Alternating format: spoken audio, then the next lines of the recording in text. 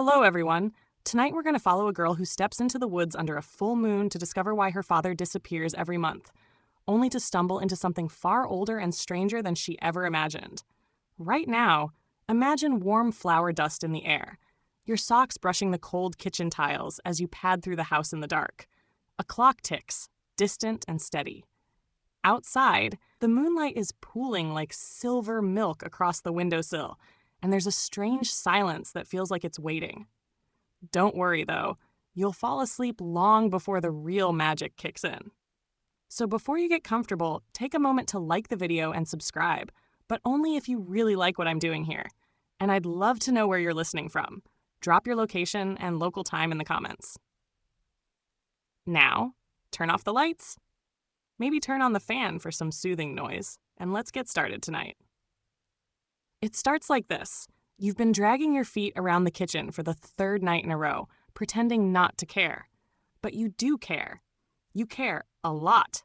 Your father, town baker, sourdough whisperer, professional raisin hater, has left the house again. Always on the full moon. Always with the same beat-up satchel and that funny glint in his eye, like someone about to prank a ghost. You tried to follow once when you were 8. He caught you halfway down the porch steps and made you promise, pinky and all, to never try again. Now you're 16. Pinkies have lost their power. And tonight, the moon is full, round as a bakery bun, and you are done pretending not to notice.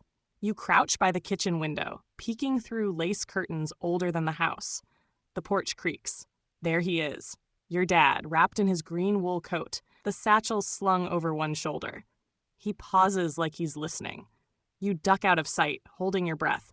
After a long beat, he steps off the porch and walks into the night. You're already lacing your boots. Outside, it's crisp and quiet, the kind of quiet that feels polite. Leaves crunch underfoot as you follow, staying just far enough behind to not cast a shadow on his. He doesn't take the road. Of course not. He cuts through old Finney's orchard, still skeletal from winter, and down the narrow path behind Mrs. Haddock's goat pen. You didn't even know this trail existed, and you're 90% sure the goats didn't either, judging by how one of them screams when you step on a twig. But your dad doesn't stop. The moon is so bright you don't need a flashlight. Everything's dipped in silver. The trees sway gently like they're trying to shush each other. You realize, only after the 5th turn in the path, that he's heading into the forest. The forest! The one you've only ever seen from the other side of a picnic table. It's darker here, cooler, like walking into a fridge that hums with secrets. You shiver. Your dad's lantern clicks on ahead, a soft honey glow moving through the trunks like a firefly in a jar. Every time you think he's about to stop, he doesn't. The satchel bounces lightly at his side. What's in it? Not bread.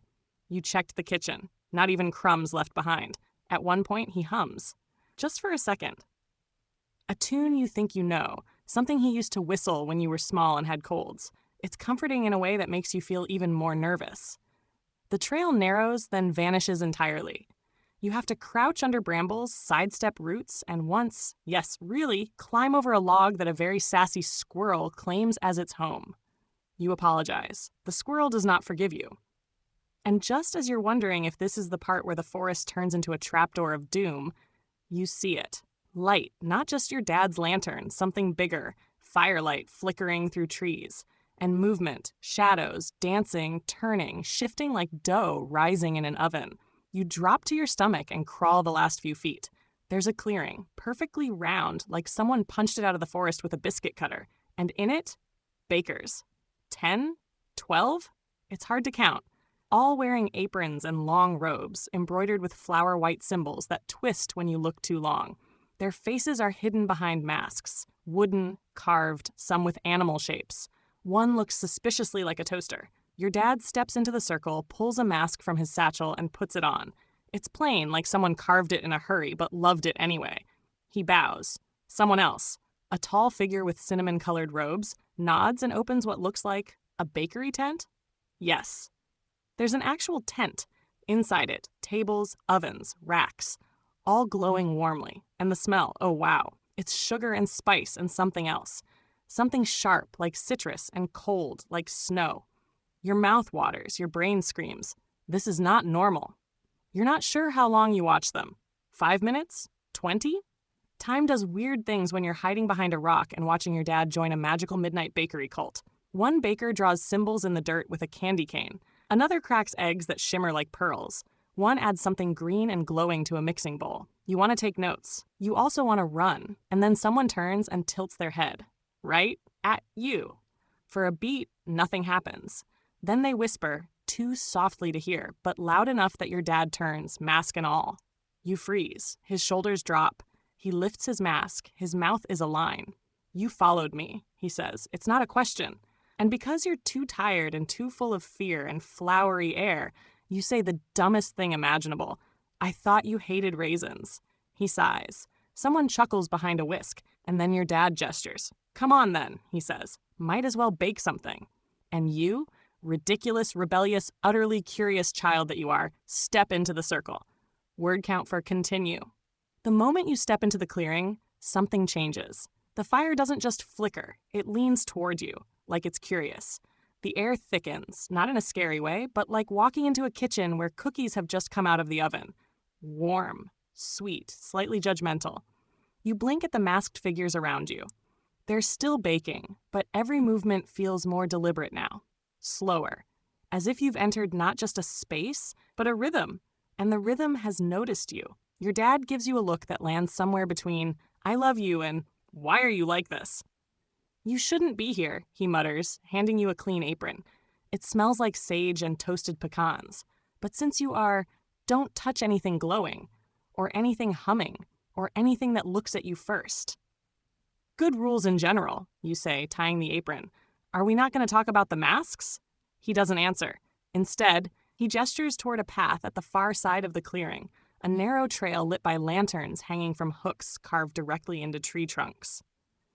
This way, he says. Try not to trip over anything sacred. You try not to trip over your own feet, honestly. The woods feel different here. The trees are too tall. The leaves don't rustle. They murmur, like they're gossiping about you. You pass a stump shaped like a loaf of bread. A crow sits on it, wearing a tiny apron. You do a double take. It caws, offended, and flies off. Okay, that was either enchanted, you mutter, or the world's most ambitious bird cosplay. Up ahead, the trail opens into a new clearing, smaller, more focused. And at the center of it, a massive stone table, ringed by ancient ovens. They look like they grew out of the ground, with ivy curling around their mouths and smoke drifting lazily from their chimneys. Around the table, bakers are hard at work. But this isn't bread. This isn't muffins or cookies or even the occasional regretful fruitcake. This is otherworldly. One baker rolls out a dough so thin it catches the moonlight and shimmers like water. Another pipes glowing blue frosting onto something that pulses faintly. Someone else is sculpting tiny figures from chocolate, figures that move. You flinch as one turns its chocolatey head to wave at you. Did that cookie just wink? Your dad grunts. Don't eat the cookies. They unionized. You almost laugh, but the awe is pressing too close to your ribs. What is this? You whisper. A ritual, he says simply. Every full moon we bake. Why? That, he says, is harder to explain. The head baker, the one in cinnamon-colored robes, calls something out in a language you don't recognize. Your dad nods and walks over. You hesitate, then follow, because obviously you've lost all sense of self-preservation at this point. The head baker's mask looks like an owl carved from dark wood, with gold inlays and tiny flourishes of copper leaf. They regard you with the kind of expression only someone wearing a faceless mask can pull off, completely unreadable, yet clearly unimpressed. This is your daughter, the owl says. Their voice is neither male nor female, just warm, steady, and vaguely smoky. Your dad nods. She followed. She broke the rule. She breaks most of them. You shift awkwardly. Hi. Sorry for breaking the interdimensional bakery etiquette or whatever. Owl Mask turns to you. Your father is bound to this place. Like, magically bound? No, Owl says, by butter and blood, which, as you'll come to understand, are nearly the same thing. Another baker snorts. You shoot your dad a look. You couldn't just tell me you were doing secret moon rituals instead of playing poker with the guys? He shrugs. You wouldn't have believed me. You look around. At the enchanted ovens, the living pastries, the fire that sighs when someone opens it too quickly. Okay, fair. The owl nods at you. If she is here, she must bake. What? It is the rule. I mean, I can make toast, you stammer. That one time I made a cinnamon roll that looked like a haunted snail. Then you will start small, the owl says and gestures. A space opens at the great stone table. A wooden bowl, a sack of flour, a pitcher of water. You feel every masked eye turn toward you. Your dad squeezes your shoulder. Just follow the rhythm. Baking is mostly about listening. No pressure, you murmur, stepping up to the table, just performing moon magic under the gaze of oven goblins. A baker to your left chuckles. Her mask is shaped like a sun with tiny wheat stalks for rays. You pour flour. It settles like powdery snow. Add water. Stir. Something bubbles, not in your bowl but in the air around it. You pause. Good, says the sun mask. It likes you. What does? The dough. It's sentient. Some of it anyway. You glance down. Your mixture wiggles slightly like it's stretching after a nap. Cool, you say faintly. Totally normal. You knead. The dough purrs. One of the ovens belches a spark. The owl gives a single approving nod. And for the first time you feel it. The rhythm your dad talked about. The flow. Every baker moves with it. They don't talk much, just work in harmony. Ingredients pass hands without words. Spoons stir themselves. One baker hums a tune you recognize from your childhood, the lullaby your dad used to whistle. A wave of warmth washes over you, something old and soft and safe. And then, a shriek, short, sharp, from the direction of the first clearing. Everyone freezes. Your dad's head snaps up. He drops his bowl. Stay here, he says sharply. But, stay. Here. And then he runs. Waiting for continue. You are definitely not staying here. Your heart thumps like a wooden spoon banging on a copper pot, and before your brain can tell your legs to reconsider, you're sprinting after your dad, past the stone table, past the sentient sourdough that makes a hurt squeaky noise you bums as you bump it, and into the moon-drenched forest once again. Branches whip at your coat, leaves catch in your hair, but the firelight from the first clearing pulses ahead, drawing you back. You burst through the trees just in time to see two masked bakers crouching beside something or someone on the ground. A third paces in tight circles, flapping their sleeves like angry pie crust. Your dad is there too, kneeling. You inch closer, breath caught in your throat like it's trying to hide. Then you see it. It's not a person on the ground. It's a pastry. No, wait. A person-shaped pastry.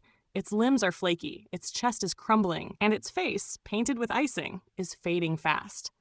What the actual focaccia, you whisper. The owl-masked baker appears at your side, calm and composed like this is Tuesday. Failed bake, they say softly. What? That's a who, not a what. It was, they nod. But the ritual failed it, or it failed the ritual. Happens sometimes. The ingredients don't always want to be reshaped. You stare as one baker tries to brush cinnamon across the pastry's brow like a final comfort. Are you telling me that's a person who became a bake? Other way around, the owl says. Some of the things we bake become people.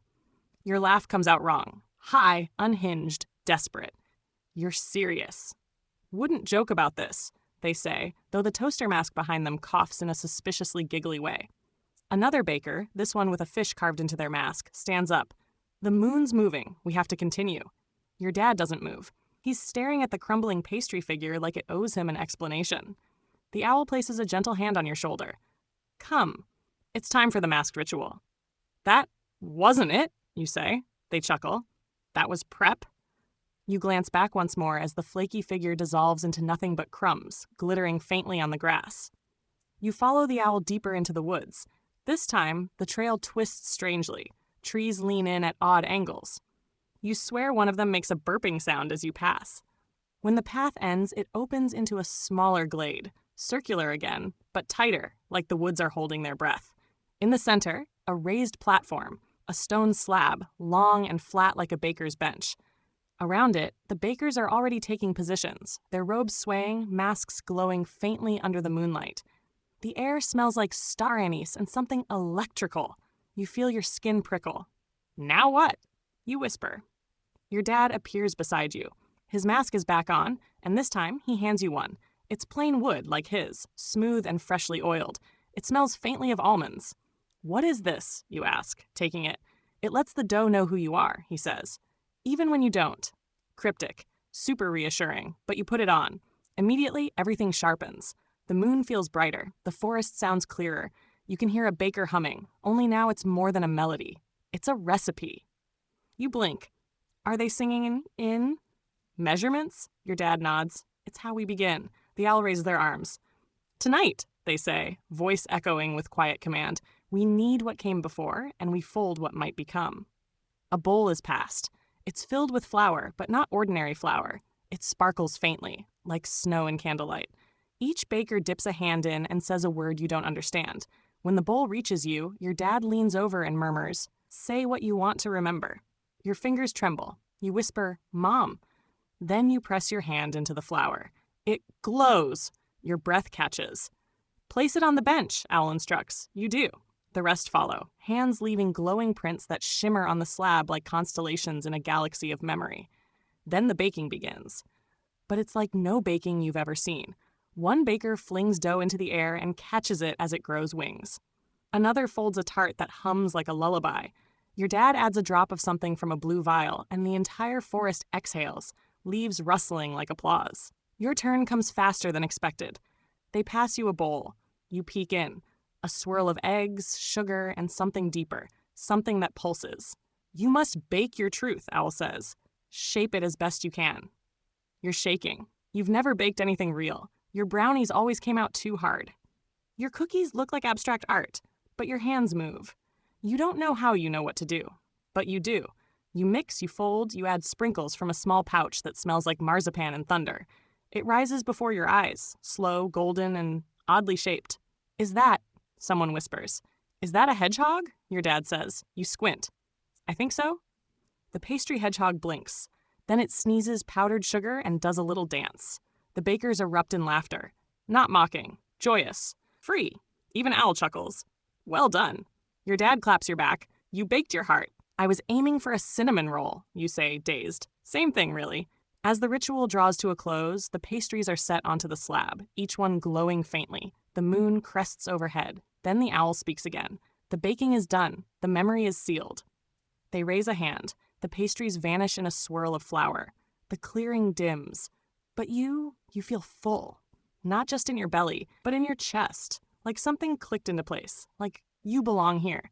And then, from behind you, a rustle, a hiss, and a growl. Something is watching from the trees. Waiting for continue. You freeze. The sound is unmistakable, low, guttural, almost wet. Something halfway between a growl and a cough. It echoes through the trees like a stomach digesting regret. You turn slowly, the moonlight painting everything in silver blue shapes. The other bakers are still laughing. The owl has just begun to speak again when... Another growl. Closer. You step toward the edge of the clearing. Wait, your dad hisses behind you. Don't move. Not yet. You ignore him, because you see it. Eyes. At least 4 of them, glowing like hot coals, peeking through the trees, and a shape twisted and wide and too fluid to be solid. Like smoke and dough and meat had a deeply unfortunate baby. It lurches forward, revealing its whole form, and you wish it hadn't. The creature towers over you. Its arms are like burnt baguettes, long and crusty, with fingers that taper into dripping icing claws. Its mouth opens horizontally, like an oven door, wide and glowing from within. Its breath smells like scorched sugar and despair. It roars, no, belches, and the ground trembles. What is that? You shout. The burnt one, Owl says grimly. The mistake that couldn't be unmade. Why does it look like a pastry designed by a nightmare? Because it is one, says your dad, stepping in front of you now. It was the first bake. The one we got wrong. Wrong how? We tried to make something too perfect, Owl says, voice low. Too ambitious. We wanted a being that could hold all flavors, all memories, all people. But the recipe collapsed. It rose too fast. It broke. Now it hunts, your dad adds. Every full moon, it tries to sneak into the circle, take what it was denied, which is being part of the ritual, being remembered. You swallow. So what? You fight it off every month? No, Owl says. We feed it. You blink. Come again. We give it a bake. Something fresh. Something sweet. Not to reward it, to keep it from devouring us. You stare at the monstrous dough being as it snarls and lurches forward, smashing branches and flattening a tree like it's made of paper. And you say, what happens if it doesn't like what we give it? Your dad grimaces. It eats more. One of the bakers runs forward, holding a tray. On it, a single golden brown tartlet, glowing faintly. The baker raises it like an offering. The burnt one pauses, sniffs, lurches forward. Its mouth opens wider, and for a split second, you think it's going to take the tart. But then it snorts, a disgusted, wheezy sort of sound. It slaps the tray from the baker's hands and roars again, sending a wave of sour heat through the clearing. It didn't like it. Chaos erupts. Bakers scatter. Someone throws a ball of dough that explodes in a puff of lavender smoke. The burnt one claws at the ground, gouging deep ruts as it charges forward. "Run!" someone shouts. You don't, because your hedgehog pastry is still sitting there, trembling slightly, glowing softly, and then it walks forward. You blink. "What are you doing, Spiky?" "Spiky?" your dad says. "I didn't name it. It just feels like a spiky." Your pastry hedgehog stands tall. Well, as tall as a pastry hedgehog can. Then it raises one tiny sugar-coated paw and waves. The burnt one stops, confused. It tilts its horrible head, sniffs, opens its oven door mouth. Spiky bounces once, then twice. Then, with a dramatic little hop, leaps straight into the creature's gaping maw. You scream, "Spiky, no!" But it's too late. The burnt one shuts its mouth, swallows, pauses. And then it sighs, loud, deep, like a centuries-old tension just popped like a blister. Its shoulders slump. The glow in its eyes dims. It turns slowly, glancing around the clearing like someone who just remembered where they parked their car. Then, with a strange little grunt, it slinks back into the woods. The air shifts. Lighter. Less frosted with dread. You stare at the spot where your little pastry friend disappeared. Did Spiky just save us? You whisper. The owl nods slowly. He baked the right memory. Your dad puts a hand on your shoulder. You gave it something it never had before. Hope? You ask. He smiles faintly. A hug. Silence falls again, this time peaceful. The bakers begin to gather, brushing leaves and flour off their cloaks. A few murmur in relief. Then Owl raises a hand. "The burnt one sleeps tonight," they say, "thanks to the newest baker among us." All eyes turn to you. You try to say something funny, something chill. What comes out is, "I think I need a snack and a nap," possibly in that order. Laughter breaks the tension. Your dad hands you a warm roll. "Almond fig," he says. "No spiders this time." You take a bite. It's soft, sweet, and just a little weepy. Kind of like you. The moon has shifted lower now. The oven's dim. The clearing settles. "Is it always like this?" you ask. "Every full moon," your dad says. "Though that was the worst it's been in years.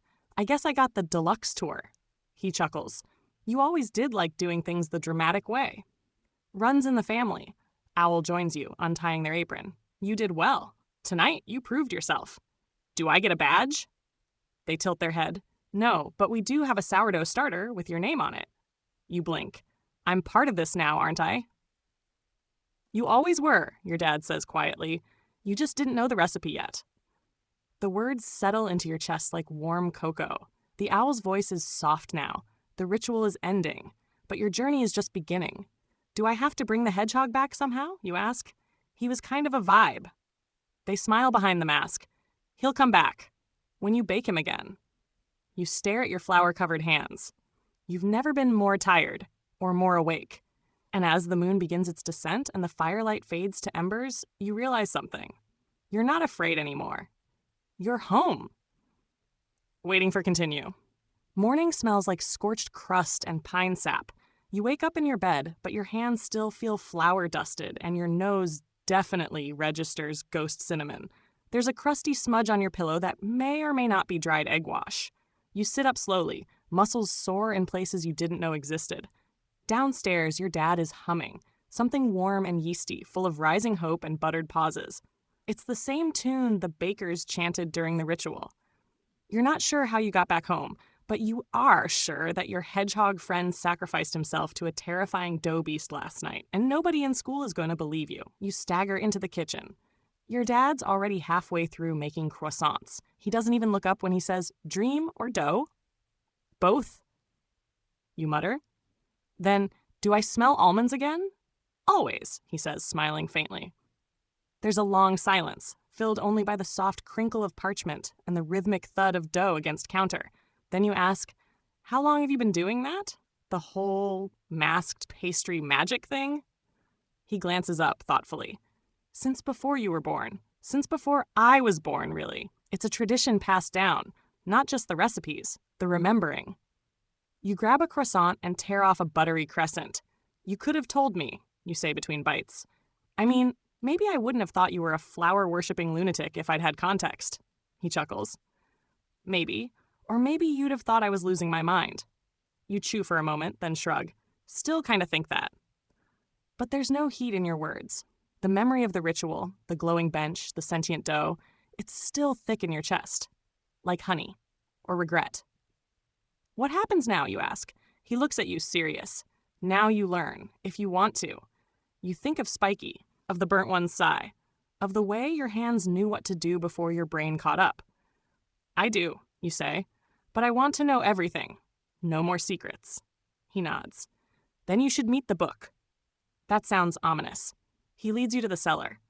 Now, you've been down here before, but suddenly it feels different. The air has a thickness, like it's holding its breath. He walks past the shelves of preserves and ancient rolling pins, stopping at a seemingly ordinary wall. Then he kneads the bricks. No, really. He punches and folds the wall like it's sourdough.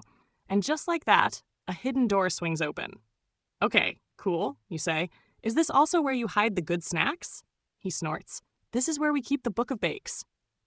The room beyond is small but tall, soaring shelves lined with leather-bound tomes. The scent of cardamom and old paper fills your lungs.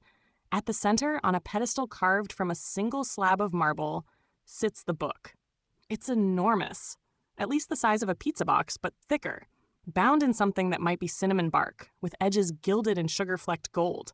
It hums quietly, like a cat made of vanilla. You step closer. Letters rearrange themselves on the cover as you approach. They spell your name. Okay, you whisper. Now I know this isn't FDA approved. Your dad chuckles, reverent. It recognizes you, wants to be read by you. You reach out. The cover feels warm, slightly tacky, like fresh glaze. It opens to the first page on its own. The writing inside is fluid, shifting between languages, some known, some not. But somehow, you understand. The ink smells like cloves and memory.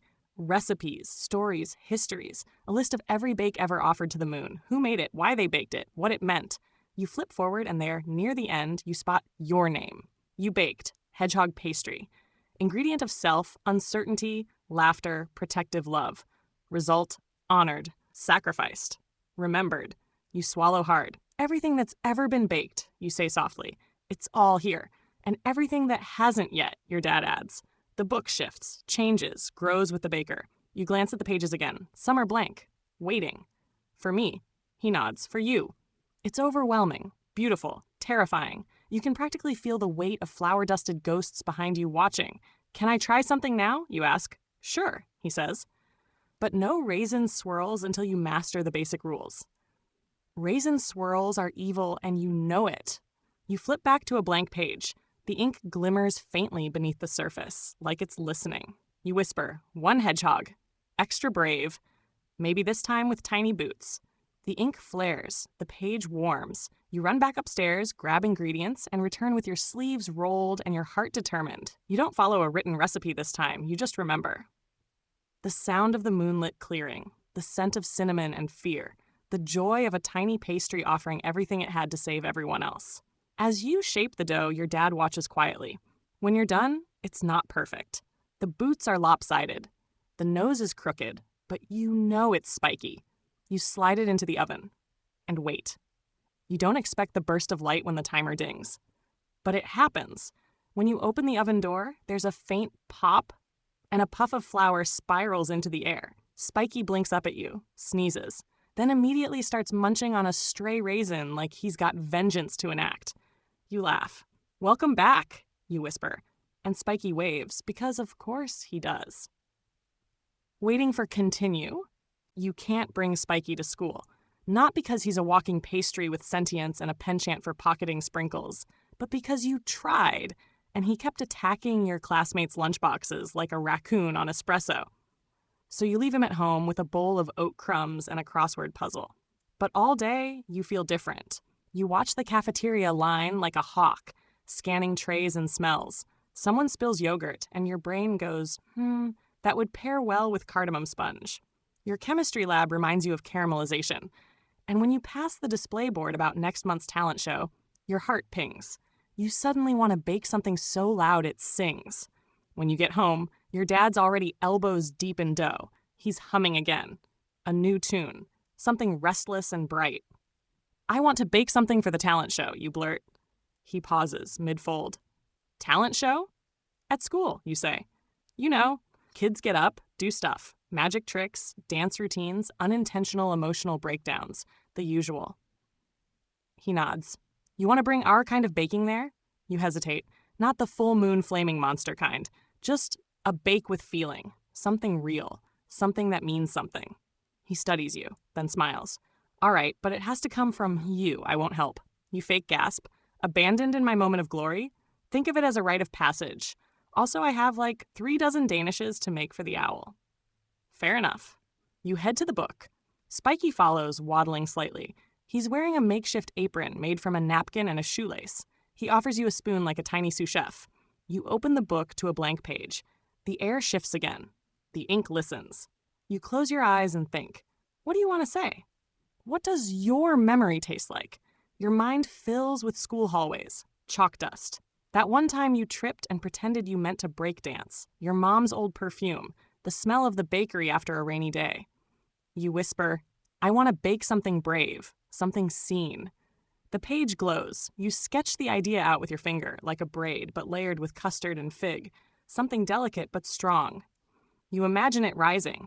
Not too much, just enough. You call it the truth roll. Because yes, it's a pun. Spiky offers moral support by doing jazz hands. That weekend, you practice. Fail. Cry. Burn your first 3 tries. Your dad never interferes.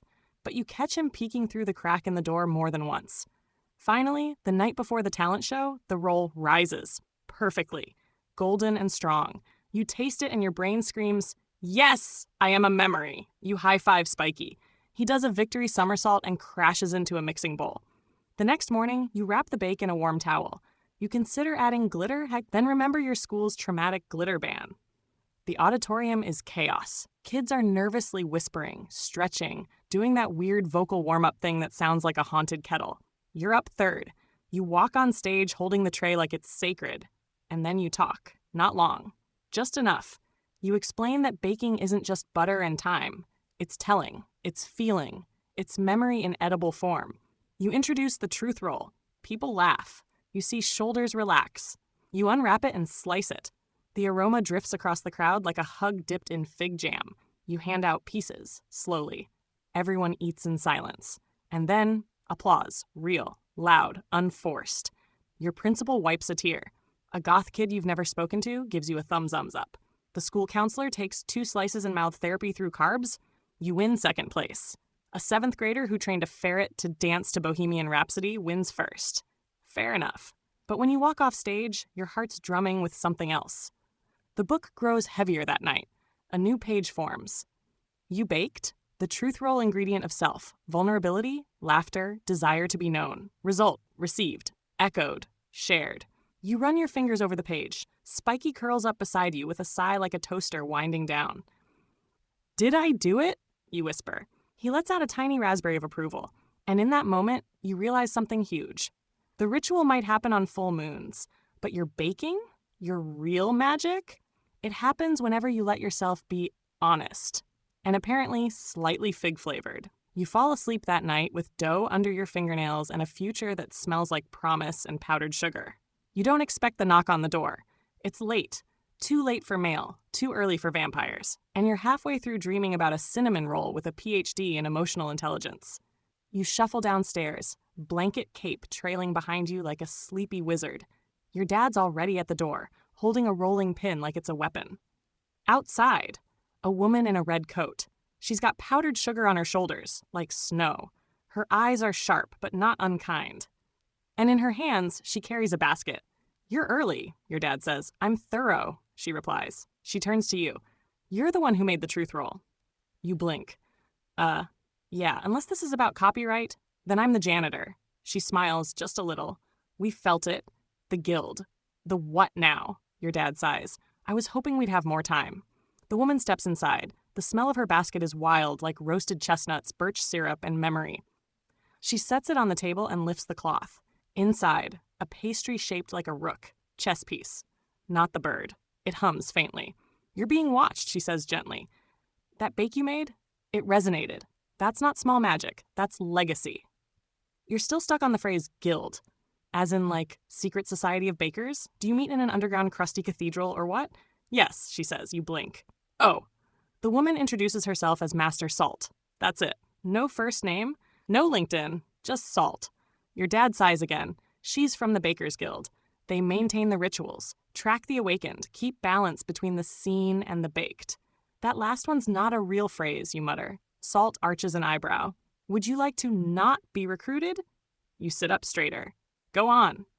She explains, there are places all over the world where magic seeps through yeast and memory, places where ovens glow with old warmth, where flour carries more than gluten, it carries story. Not everyone can feel it, but those who can, they're marked, not by birth, but by bake. Your truth roll was a beacon. Why me, you ask? Because you were honest, she says. You didn't bake to impress. You baked to be understood. That's rare. She slides a small envelope across the table. We'd like you to attend a guild gathering. Next full moon. Bring a bake. Bring your story. You stare at it, then at your dad. He nods. I've never been invited. That hits like a cinnamon sledgehammer. You've done this for years. Why not? He looks down. My bakes were good, even powerful, but not true. I baked from duty, not heart. Salt doesn't argue. She just waits. And you take the envelope, because something deep inside you says yes. The weeks fly by. You and Spiky experiment like culinary mad scientists. You try marzipan poetry, puff pastry origami, even a chocolate mousse that whispers compliments if you chew slowly enough. But nothing feels right. Not until one stormy night when the power goes out and you sit with a candle eating the last heel of sourdough. You think about how your mom used to butter that piece for you. Quietly, gently, like it was her favorite part and she was giving it up. You whisper, that's the story. You wake Spiky. He protests. It's 2 a.m. and he was dreaming about baguette armor. But when you explain, he nods solemnly. The next day, you begin. It's simple, just a loaf, crusty, golden, but the center holds soft warmth, studded with roasted garlic and thyme. Every swirl is tender, familiar. You call it the heel. Your dad helps you wrap it in a linen cloth. No magic, just care. He says nothing, but his eyes are misty. You arrive at the gathering under a full moon. It's held in an abandoned flour mill. Vines crawl over its windows. A chimney breathes slow, warm air. Inside, bakers from everywhere. Some wear coats of spun sugar. Others carry sourdough starters and amulets. One person has a beard made entirely of licorice rope. You offer your bake. The guildmasters accept it with quiet reverence. You see the rook-shaped pastry again. Salt stands beside it. She nods. You ready? You take a breath and nod back. One by one, bakers place their offerings on the long wooden table. Each one tells a story. A croissant of grief. A tart of joy. A biscuit of defiance. Then it's your turn. You unwrap the heel. You speak of love in small things, of the quiet kind, of the way your mom always gave you the best bite without saying a word. People close their eyes when they taste it. Someone hums. The room warms. Even the moon seems to lean in. Salt whispers, you've done it. You smile. Not for glory, not even for pride, just because it feels right. As the gathering ends, you're offered a choice. Return to your town, keep baking, keep growing, or begin training with the guild full-time. You look at Spiky, at your hands, at the stars, and you say, not yet, because you're not done remembering. Not yet. Spiky builds a throne from stale brioche. You let him. He's earned it. It's been 2 months since the guild gathering, and things have settled, at least on the surface. You still go to school, still fake laugh when someone makes a joke about your bread phase, like it didn't almost turn you into an emotional demigod. But underneath, you're changing. Not in a dramatic, glowing eyes, floating above the earth kind of way. More like, you know how when a loaf proofs too long and the air pockets become wild, unpredictable, beautiful? That. You start noticing other people's bakes. Not literal ones, though that'd be hilarious, but they're expressions of memory. A kid in your class paints in swirls you've started to recognize as grief turned hopeful. Your history teacher wears the same scarf every Tuesday, and you realize it smells like almond extract. You're tuned in. Your senses have stretched out, delicate and aware, like dough trying to reach the corners of a pan. The book now sits on your desk, not hidden. Sometimes it writes back. Just a swirl. A nudge. One morning it spells, feed who you were, not just who you are becoming. You write under it, that's annoyingly wise. Are you quoting Pinterest now? The ink ripples, amused. One evening, your dad pulls you aside. He's holding a photograph. It's old, slightly torn, and smells faintly of cinnamon. In it, a younger version of him stands next to a woman, your mother. They're outside a bakery, not your bakery. Before this place, he says softly, we lived somewhere else. Bigger city, fast ovens, fast rules. You lean closer. She was the one who first heard the book, he says. She wrote the first recipe. Your eyes widen. She told me once, he adds, that baking magic isn't about the flour or the flame. It's about the why. She said, you don't need to be a hero. You just need to be present. You swallow the lump in your throat. She always gave me the heel, you whisper. He nods. Me too. Later that night, you write a new recipe. You don't bake it yet. You're saving it. But the page glows, because even the intention is magic. Then comes the letter, stamped with the guild's seal, a whisk crossing a quill, surrounded by a ring of rising steam. Inside, a request, not an invitation, a need. A small town 3 counties over has lost its oven. Not broken, just hollowed. It doesn't rise, doesn't warm. Something ancient and sad has seeped into the dough, and no one can remember why they started baking in the first place. They want you to come, not as a savior, as a spark. Spiky reads over your shoulder and squeaks affirmatively. Your dad packs you snacks, rye crackers shaped like stars, a vial of lemon zest in case you need to wake up a memory fast, and a single, perfectly folded napkin from your mom's old linen drawer. You arrive in the town just before dusk. It's quiet, not sad exactly, just flavorless. You meet the local baker. She's kind, tired. Her hands are calloused, but her smile doesn't quite reach her eyes. She shows you the oven. It's still warm, still hums, but the loaves come out blank. They taste like nothing, not even regret. You ask to sit with it, just for a while. The baker nods and leaves. Spiky nestles on your lap like a warm roll. You rest your hand on the oven and whisper, tell me. For a while, nothing happens. Then you feel it, like a memory that's been forgotten so long it's gone quiet out of politeness. You speak gently, tell it stories. Offer warmth, let it feel seen. You close your eyes and picture the first bread ever baked in this town. A fire built too close to the ground. A mother with flour on her elbows. A child peeking through the door. You start mixing. It's not a showy recipe, just flour, water, salt, a memory. You don't measure, you listen. And when it's done, barely resin a little cracked, you offer it to the oven. The heat stirs, the smell rises, and you swear, you hear something sa. In the morning, the town wakes to flavor. Children laugh as they chase cinnamon swirls down the street. The baker hugs you so tightly you get powdered sugar in your lungs. And just before you leave, someone hands you a gift. A necklace, tiny, shaped like a loaf. Inside, a single cardamom seed. For memory. You return home different. Not louder, not fancier. Just full. You help your dad in the shop. You walk Spiky through the park in a leash made of licorice rope. He pretends to be a dragon. No one's surprised anymore. You teach a few of your classmates how to bake. And when someone asks you, how did this all start? You smile and say, my dad used to disappear every full moon. And then you take out the book and begin again. Waiting for continue,